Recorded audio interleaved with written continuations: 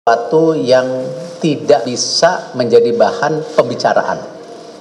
Karena beberapa case di dunia ya tetap kesempatan berdiskusi bersama tentu IOC terbuka.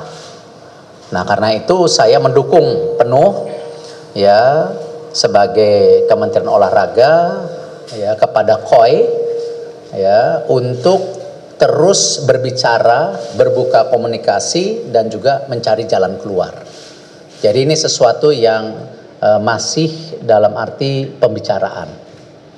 Nah, tentu kami dari Kemenpora terus menjalankan blueprint kami.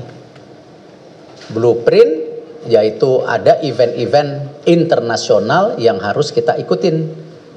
SEA Games, Asian Games, ya, mungkin Youth Olympic, Olimpiade, tetap kita harus punya blueprintnya. Apalagi pemerintah pusat, ya, Bapak Presiden menginginkan kita sudah mulai fokus ke 17 cabur unggulan. Ya, ini yang kita sama-sama mohon dukungan media, jangan sampai seakan-akan kita dibekukan tidak bisa mengirim atlet. Ya, tidak. Ya, kita masih melakukan pengiriman atlet, tetapi seperti yang sudah kita sampaikan bahwa ke depan karena kita juga mesti tertib anggaran, efektif efisiensi, ya, efisien.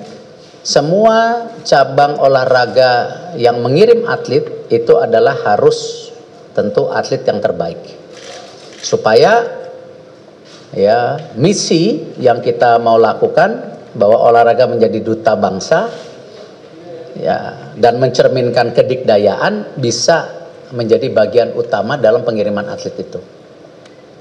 Nah, ini yang kira-kira mungkin saya ingin sampaikan ke media konteksnya, jangan sampai seakan-akan ya dunia kita, dunia olahraga berhenti total. Tidak.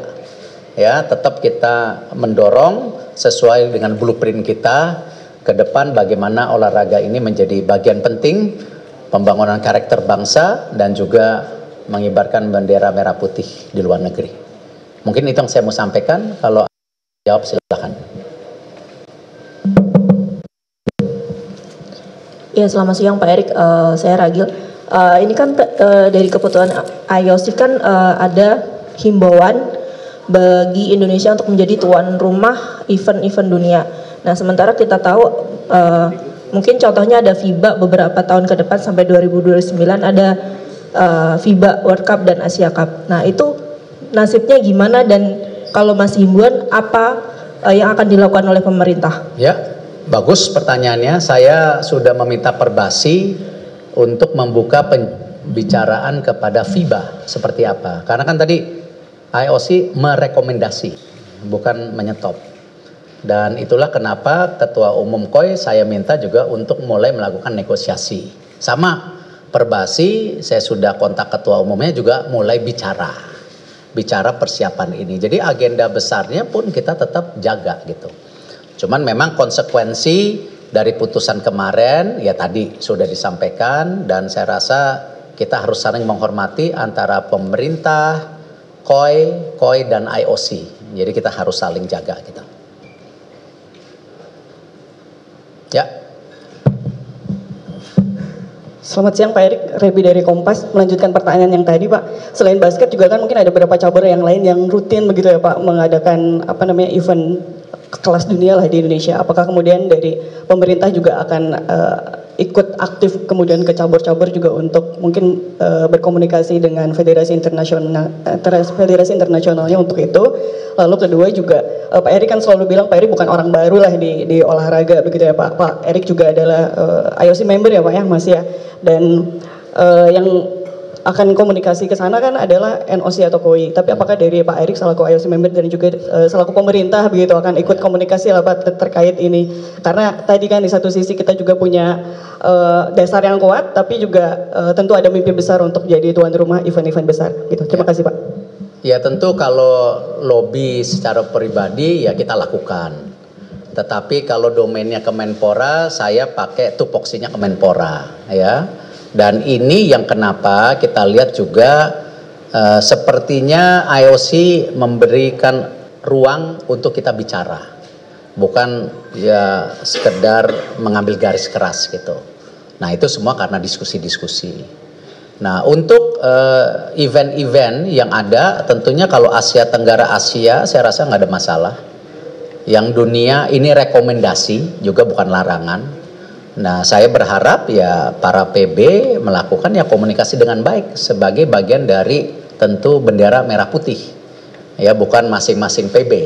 Nah dan saya juga sudah sampaikan ke PB-PB, saya minta ke depannya juga ada pembicaraan, jangan sampai event-event itu mendadak. Ya, ini yang sering juga ya, mohon maaf, kan kita keluarga besar juga dengan PB, kita minta komunikasinya juga lebih terbuka. Ya, kita nggak mungkin dengan keterbatasan pendanaan yang kita miliki sekarang, semua event mendadak. Ya, event besar itu tidak hanya persiapan daripada eventnya, tapi juga persiapan atletnya. Itu kan penting. Dan kita tahu persiapan event mungkin 1 tahun cukup, tapi persiapan atlet ya kita perlu bertahun-tahun. Nah karena itu kami juga sedang mengadakan diskusi dengan pihak Kemenq, khususnya ke depan ya bagaimana fokus ke 17 cabur termasuk atlet-atlet elitnya, kita minta ya karena tidak mungkin misalnya ke Korea untuk training 2 tahun sebelum Olimpiade pakai andaran single years, nggak mungkin. Atau mungkin kita memberikan beasiswa dengan atlet renang kita, ya itu main di NCAA, ya hanya per 6 bulan, nggak mungkin, nggak ada sekolah per 6 bulan. Apalagi kalau masuk universitas di sana. Nah kerjasama ini yang saya minta PB terbuka kepada kami. Ya, karena ketika 17 cabur itu bersama, itu bukan hanya kerjaan PB, karena itu sudah keuangan negara, Kemenpora akan minta blueprint seperti yang tadi saya bertemu dengan Aquatic, salah satu mother sport juga selain senam dan atletik, kita minta paparan mereka. Nah, seperti apa untuk Olimpiade, seperti apa Asian Games, seperti apa untuk Olimpiade 2032, nah, seperti itu. Nah ini yang saya harapkan, keterbukaan antara PB dan kami ya tidak umpet-umpetan data, tidak umpet-umpetan target ya. Ini yang kita minta sama-sama kita selesaikan dengan long term planning daripada pengiriman atlet ya elit jangka panjang.